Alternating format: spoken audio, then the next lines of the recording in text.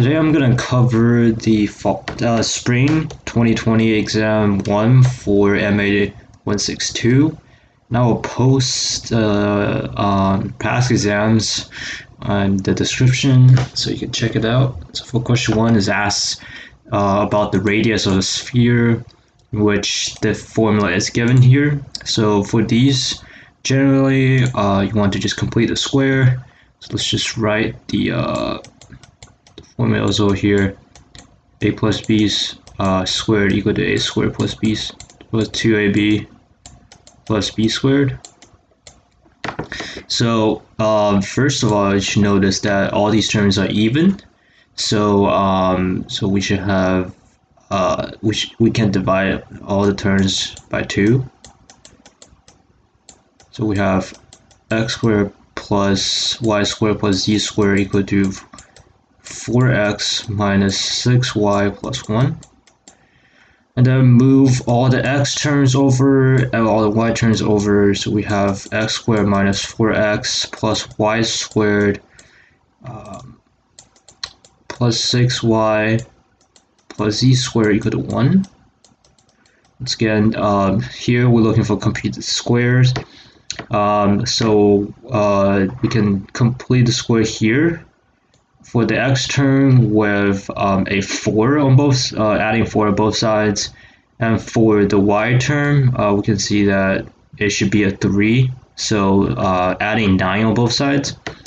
So at the end, you should get x minus 2 squared plus y plus 3 squared plus z squared equal to 1 plus 4 plus 9 for completing the squares. And that should give you the location of the sphere being 2, -3, and 0 of the center of the square. I'm sorry. And then this is r squared. So r squared equal to 15. So r would equal to root 15. And then 14 for D.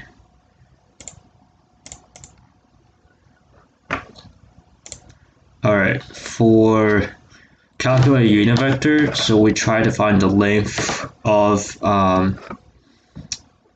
the vector, and that should be 1 since it's a unit vector. So the square root of x squared plus negative x over 2 squared should equal to 1. So square both sides, should get x squared plus 4 x squared on top and 1 on the other side. Combine these, you should get 5 fourths. X squared equal to 1, get x squared equal to 4 over 5. Then square root both sides. Make sure you have a plus minus here. And then 4 square root is 2 and root 5. That should give you E here. And let's look at the answers. So first one is D, and the second one is E. Now, a lot of, for 3, we got a lot of statements to find which one's valid, is it true, false. For the first one, the length of a given vector, doesn't matter if it's 3-dimensional or 2-dimensional, should always be above 0 or equal to 0. So that's definitely true. If you have any vector, the length of it would be more than 0. Even if you don't have, you have like a dot, that would be a vector of 0 unit. So if this statement says like it's bigger than 0 but not equal to, then that might be a little sketchy. But for statement 1, that's definitely true. And Statement 2 says that when you have the length of the sum of two vectors is the sum of the length vectors.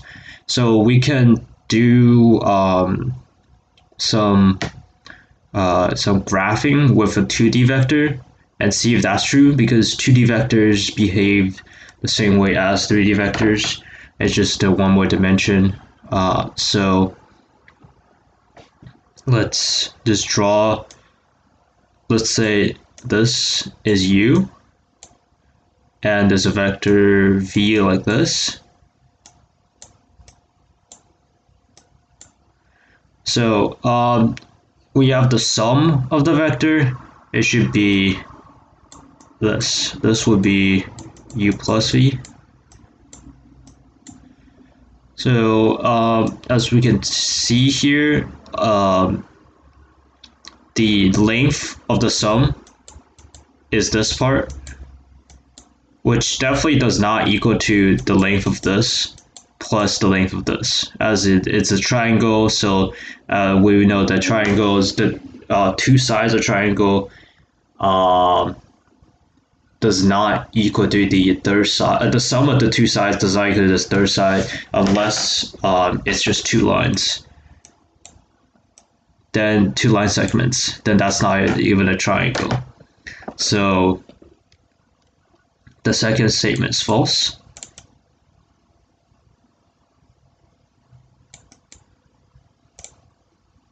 And for the third statement, it says when u cross v, if u cross v, that will equal to negative of v cross u, and that's true. That's just kind of an identity thing. So if you want to do it, you can just do like 1, 2, 3 cross like 4, 5, 6,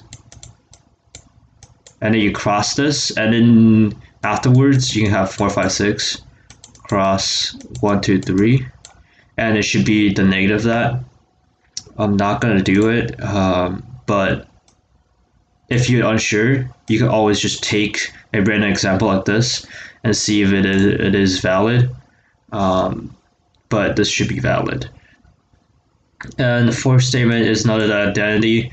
So dot product is, you can switch it around.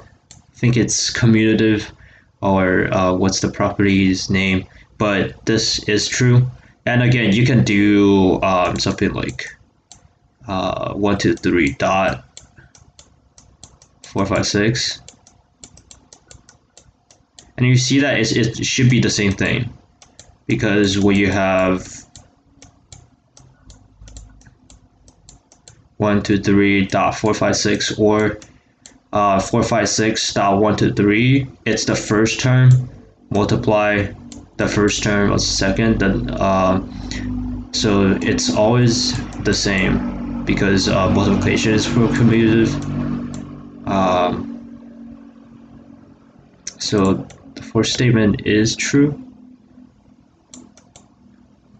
And another one, dot product is the length, the multiplication of the length times the sign.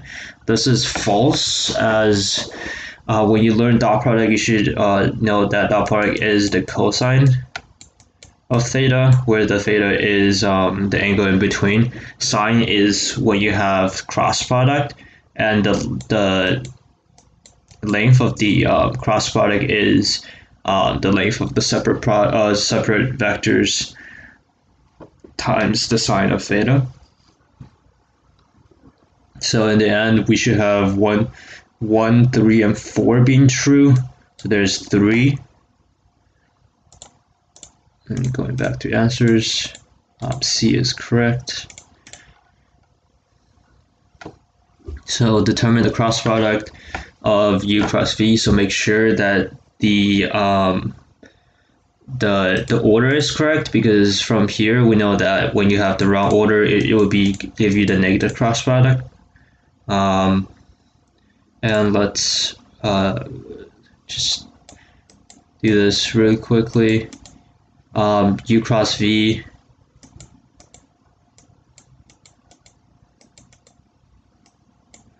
So cross product, how I like to do it is you should have so you ignore the first column first, and then you have the diagonals. So 1 times 1 minus the other diagonal 0 times 0. So the first the x term should be 1 minus 0, and the y term, you ignore the y column, you do the negative of 2 times 1, so negative 2 minus 0 times 1, which is 0, and for the z term, we ignore the z column, we have 0 times 2 minus 1 times 1, so you got 0 times 1. And make sure to remember the negative on the y column. It's pretty important. So, and then we should have 1, negative 2, and negative 1, which makes the answer C, as we can see here. Now going to question 5. So this can be solved with a physics method, as it is a physics question. So let's just draw a force diagram. So we have a sled moving horizontally. Let's just say that it's moving this way, and there's a force acting on it. Just use a different color. The force acting on it at 30 degrees with 5 newtons, and this moves 2 meters. So from drawing force diagram, you notice that the active force component that does the work is the cosine of this force, since it's the force that's in the direction of movement that actually do work. So we should have work equal to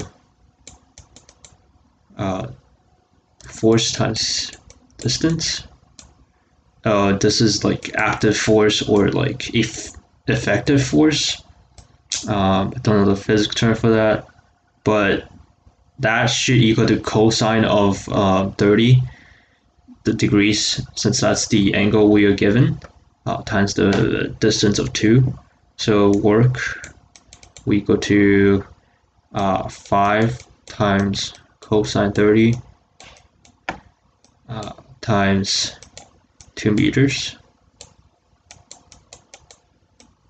So work will equal to 10 Newton meter times cosine 30, which is √3/2. And you should get 5√3 as Newton meter is joules. And let's see. And 5 is A. We're down to question 6. Find the x value that makes the two vectors orthogonal. So going back to the dot product, here we know that dot product is the length times the cosine, and cosine 90 is 0, so we can use the dot product to test or to find the value of the x here. So we are trying to find a orthogonal. So when we dot these two vectors, it should make it equal to 0. Since we tried we are trying to solve for the orthogonal here. And then when we dot this, should be 1 times 2 minus -1 times x here. And then this third term is 0. So x will go to 2.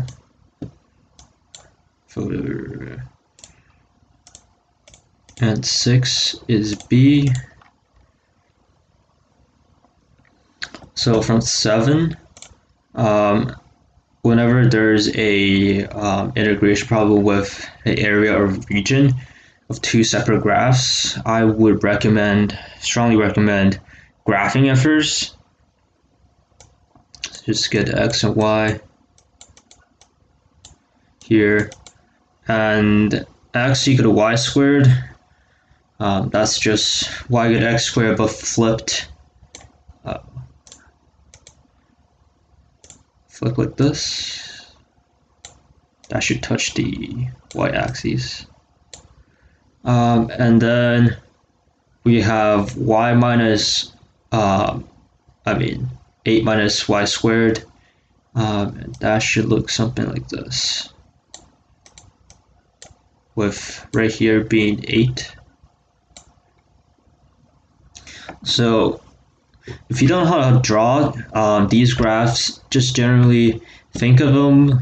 What I do is I think of y equal to x squared, but I try to tilt my head so the y is over here, and then it's kind of weird, but the positive x-axis actually flips over here.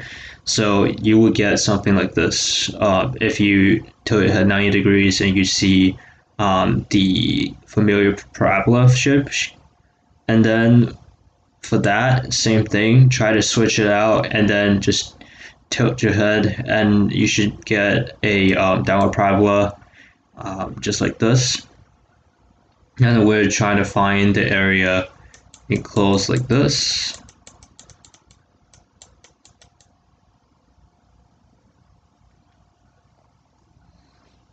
So first of all, we need to find the two intersections.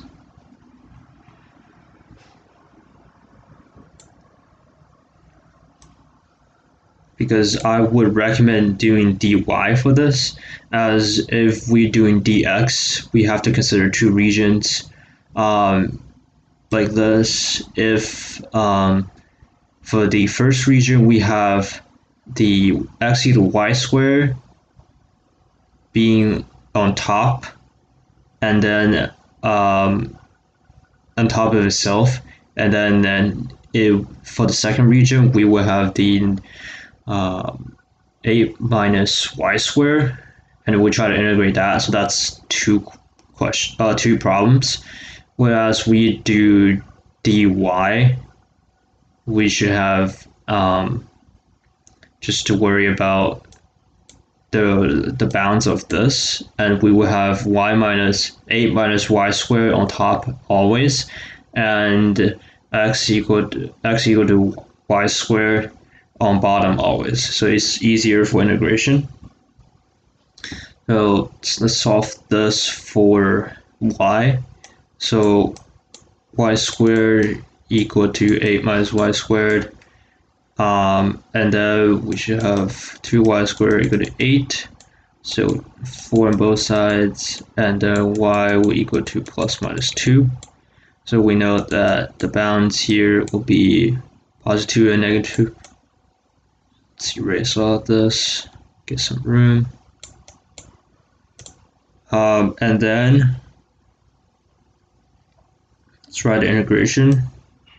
So if we do dy again, 8 minus y squared will be on top, and then y squared will be on bottom. Dy, the bounds of -2 to 2. So and then here we have 8 minus 2 y squared dy. The bounds stay the same, and then this would be let's integrate this. So 8y minus 2/3 y cubed, evaluated at -2 and 2. and that would equal to 16 minus 16 over 3 minus negative 16 plus 16 over 3, and that should give you 64 over 3. That's 48 over 3 plus 48 over 3 minus 32 over 3, and that should give you 64 over 3.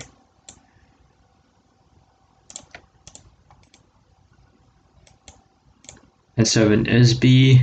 Let's move on to 8.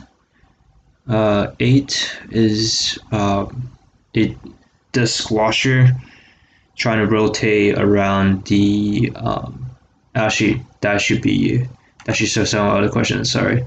So this we're taking the cross section and making it squares. So again, I recommend drawing this first. So x and y axes.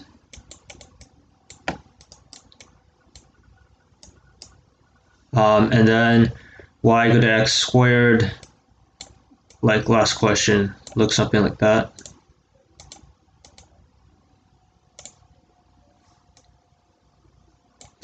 And then we have the bounds of that function. The x-axis, just use a different color, the x-axis, the bound, the function, and x equal to 2. So let's say that's x equal to 2. And we are taking the squares from these. So squares coming up perpendicular to the x-axis between 0 and 2. So that's pretty clear. Oh,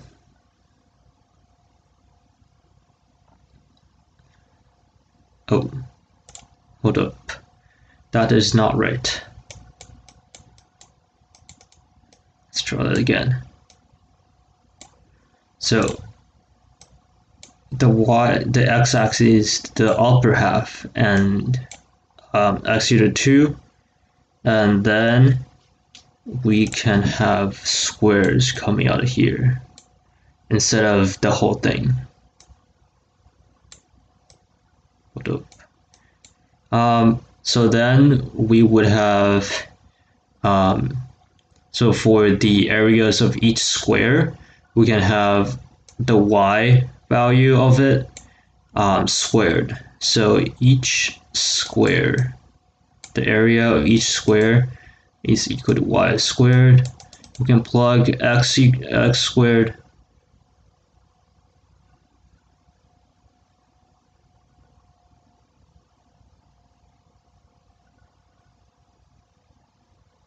wait.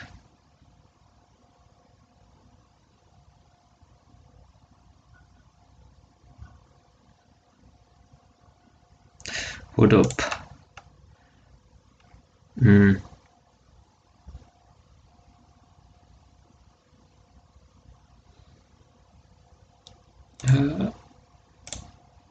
Let's just ignore what happened because I'm still stuck from the other question. So y equal to x squared should just have a regular parabola pointing up, and then yes, so we have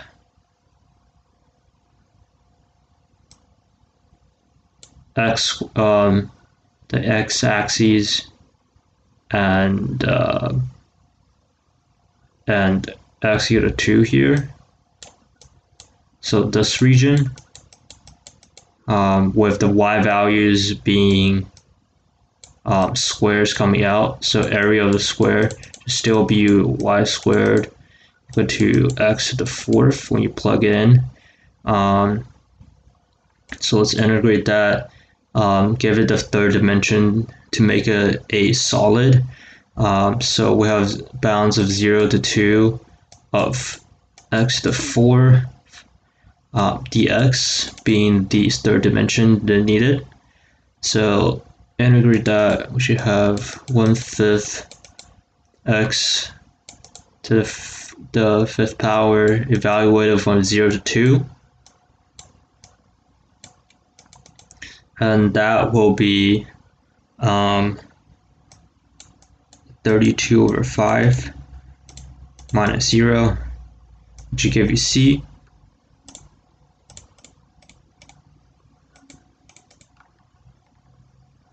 All right, let's move on to question 9.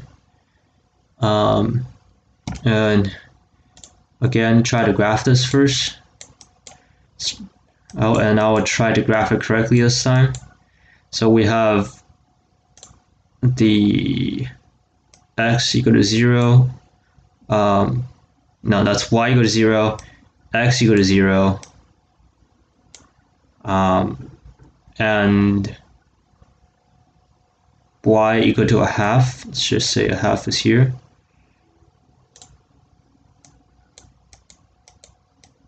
And y equal to natural log of x, which should look something like this.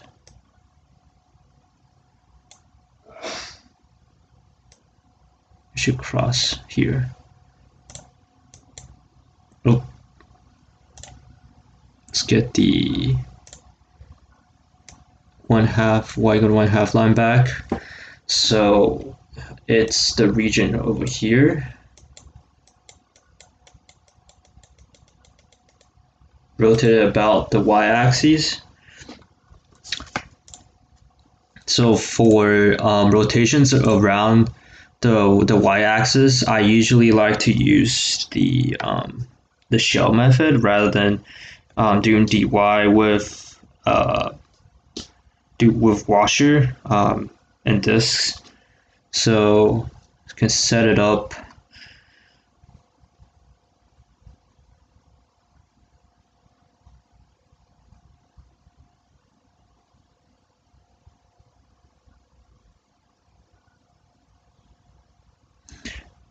We can set it up like 2 pi of this, but afterwards, looking at this though, we can see that this region, when you do dx, is separated like so, and there's a top and a bottom here.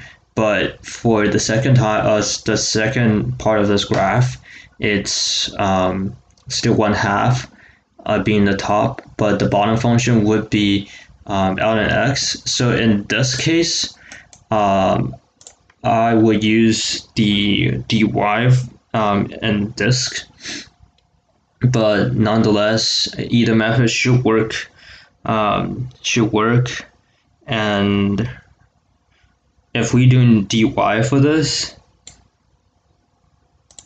then the top should be the ln, the natural log graph, and the bottom would be x equal to 0.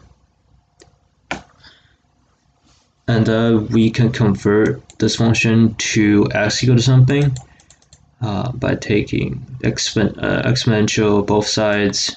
So you should be getting x equal to e of y. That being the top graph, you can write an integration of pi of e to the y squared from the bounds of 0 to 1/2, and that will be dy. And there should be a -0 here, or here rather, but since it's -0, we don't have to worry about it. So for this, e to the y squared, you can see it as e to the y times e to the y. And for exponentials, that would be e to the 2y. So let's convert it here.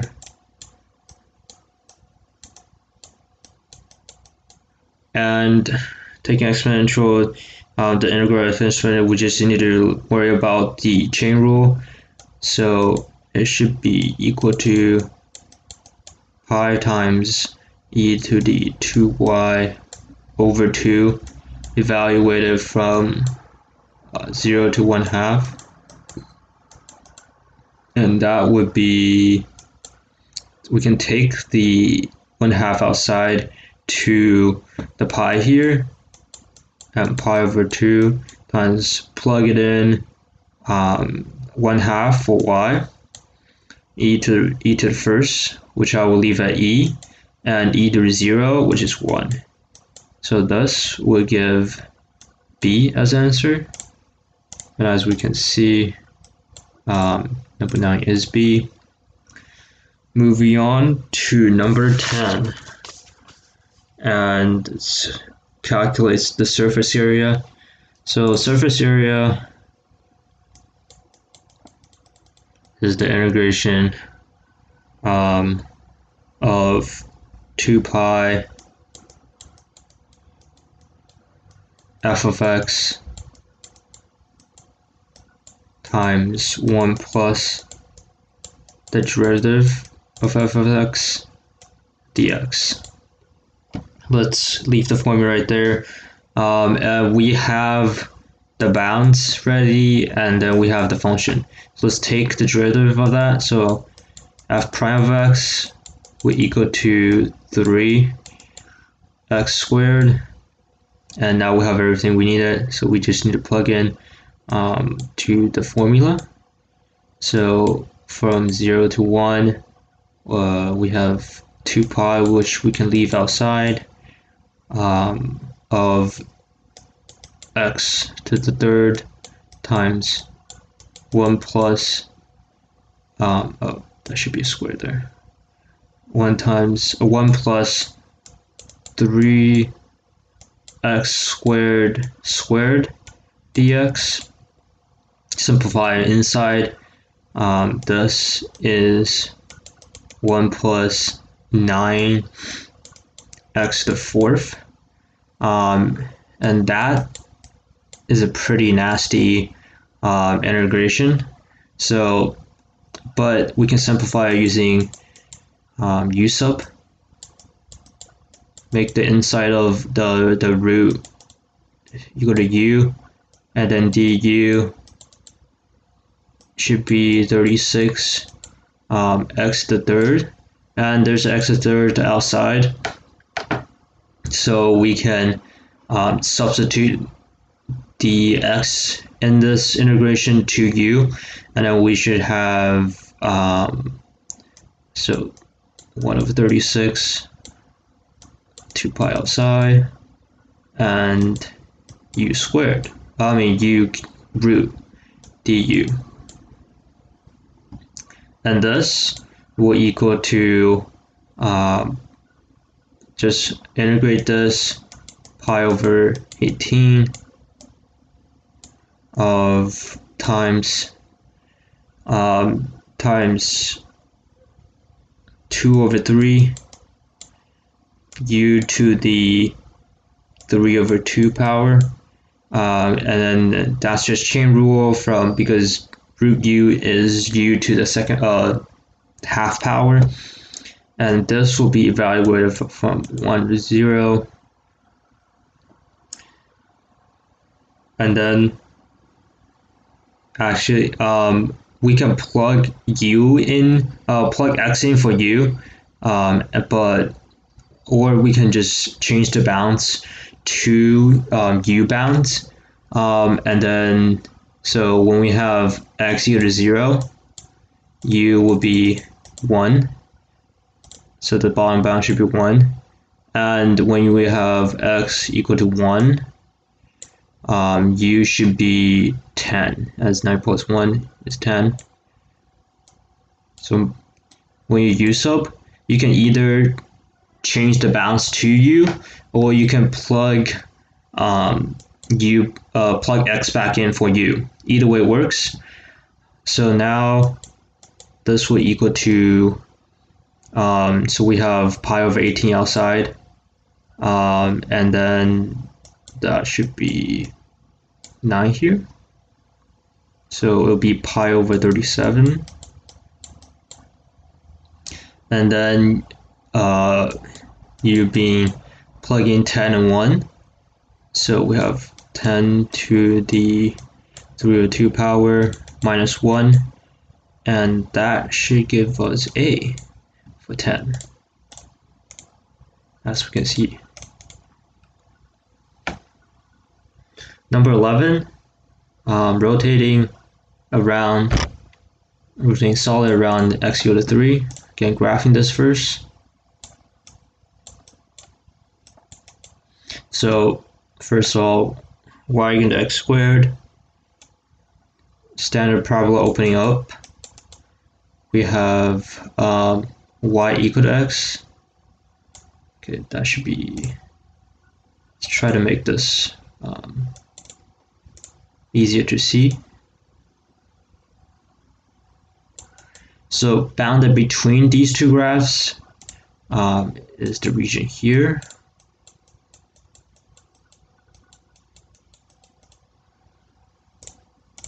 With the intersection being 1, 1.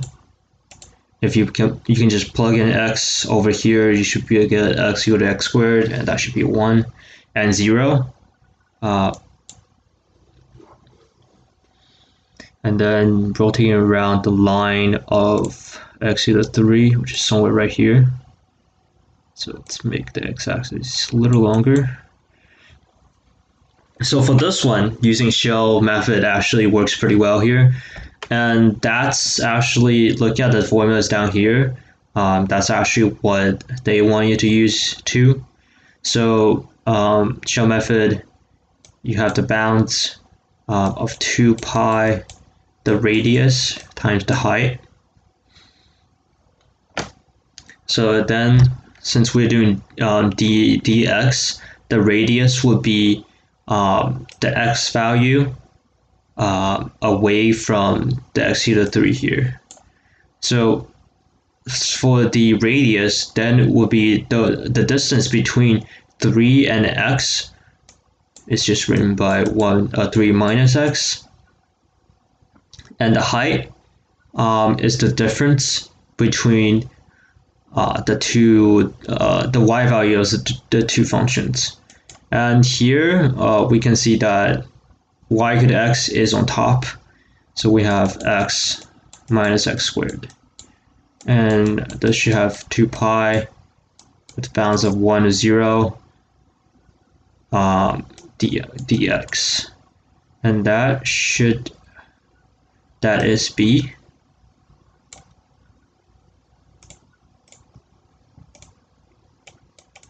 And the last question would be E when we get to it. So 12, again, this is the physics question. So you can either use the physics method or the integration method. So we know that force equal to at least a spring, so elastic force is kx, with k being the spring constant and x is the displacement from the natural length, and work is the integration of force over distance. So we are able to integrate this, and we plug in kx for work, and that should be kx dx, and work equal to 1/2 kx squared. And that you should get, if you remember from physics, the elastic energy is equal to the 1/2 kx squared. So from there, let's move it a little. Okay. We can plug in values and test. So first, get the spring constant, and then we can calculate how much work. So first, we have 1/2 k 2 feet squared equal to 8 foot-pound. And so simplify this, you get 2k equal to 8, add k equal to 4. And then now we got the spring constant, we can plug it in for 6-inch. So be careful of the units here. 6-inch is a half a foot. So the work that we are calculating equal to half k, which is 4, times 1/2. And that will give you 1/2. Which is E here. And that will be the fall 2020, spring 2020 MA162 exam 1. Thank you for watching.